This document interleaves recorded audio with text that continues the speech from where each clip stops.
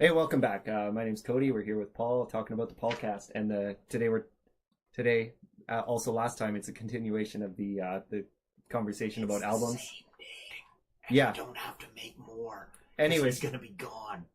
we're talking about albums versus singles at this point, and we'll see where it goes from there. You were saying? Oh yeah, what I was saying is I think it's everything is going to get released one at a time. You're going to have singles, but you should have the overall album in mind, because something that happens when you're doing them in an album is albums tend to be themed. And if you look at our albums, like they follow a vein or they follow a theme. And it was like The Way Out, the album that never got released, that started with The Wind and the Whistle, and The Forever War and Dream Away was totally different than the second album. And the second album was totally different than the first album. Yeah, that's true. And the players and the influence, but I don't think we would ever go back to playing the way we were. And it was like, if we did them, imagine if we just had an amalgamation of singles and you got like Full Circle, okay, and then Forever War queued up. I don't know, man. That would really be confusing. Yeah, it might be. It's yeah, it kind of goes together with like having, yeah, maybe you do have that theme in mind for your band or your album, but if you're doing them, yeah, if you have the idea of the album in mind, then you're thinking about, okay, how do I phrase this? Okay, let's cut around this part. So you're thinking about this with the album in mind, so you're thinking about your genre and your cohesive like project as this style or this theme, a motif, if you will. Yeah. And yeah, as you're making your songs, it's kind of going into this, and maybe this random ass metal song over here doesn't fit, or the EDM pop song. I should put that in my hand right above Paul's face. One of those over there, and yeah, maybe those don't fit. Maybe they're another project. Maybe they're a different album, or like a split off thing. Anyways, that's it's a thought. Anyways, but, yeah, that's something. You know, we didn't have time for the last one, but that is something that, unless you want to do like a whole bunch of, like, you want to do 300 singles that all have nothing to do with each other and sound totally different, which might be your thing, that's still awesome. Like, yeah. Whatever. I mean, making music's making music. That's true. We were talking a little bit earlier when we were coming up with the ideas for this about doing it as like a showcase of material instead of just necessarily like this one band. Yeah. Remember we were saying like, yeah, it's more like a collaboration. And if you're doing that, then it doesn't necessarily have to either be an album or be one style. Because we were thinking about the idea of just building up this roster of like, because we lose musicians that we work with all the time. Like somebody comes in, somebody goes, somebody comes back in, somebody else new comes in, and we just wanted to have like this giant spreadsheet that we can, oh, we lost our bass player, let's go through and, okay, well, Billy's does this kind of genre, let's give him a call and see if he wants to come in on the project or for this next album. Or Jack's good at rock music and he plays the electric guitar and he shreds, and that's what we need for this song. So we were kind of talking about maybe messing around with that idea a little bit and doing like a whole bunch of collabs and just trying to get a whole bunch of people for one and get the right people in the right place. Yeah, it's a super interesting idea, because having played, like, I've been playing since, I don't know, 2010, and I played singles and by myself and only with a guitar, and like we're talking like classical music, church music, that was it. Then I met The Way Out, then we played folk with guitar, and then I was in a band. I was like, I love being in a band. Then I was in the Way Out, the other form, and then I was in the band at the time. And I've been in bands and I've worked alone, and then the last project I did was that collaboration. And what a cool idea to pull in everybody we know. No commitment of the band, because bands can be super stressful. Yeah, all the fun of playing the music, all the fun of writing music, none of the stress. I want to say it's like prostitution. You get to buy it and have it and then get rid of it, but it's not. And Cody's gonna now he's like, I gotta cut that now out. I gotta cut around it because all the ladies are gonna be pissed. Yeah.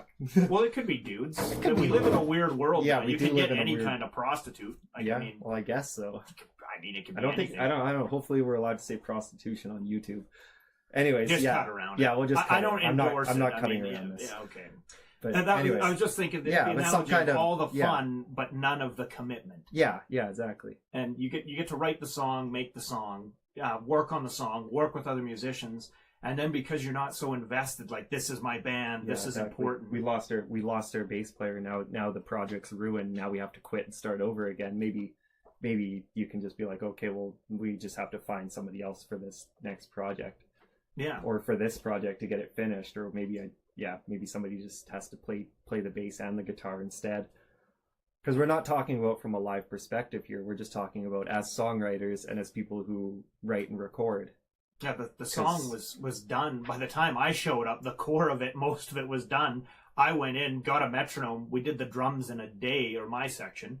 And it was just awesome to be part of something that I didn't have to spend the next... Like, when you're in a band, when you're not with them, you're still thinking about it and trying to work on it. And everybody's doing that. Whereas I went and did it. Yeah, it was one and done. Yeah. And the collaborating, like making these collaborations or bringing in players, a band may come out of it.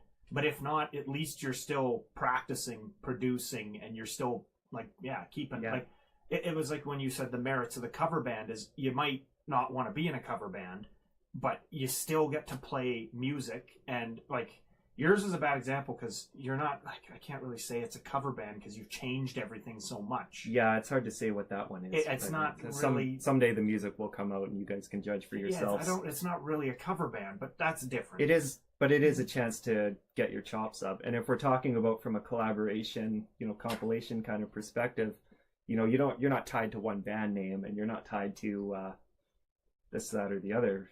Oh, that's very specific, Cody. Yeah. Well, maybe you want to be.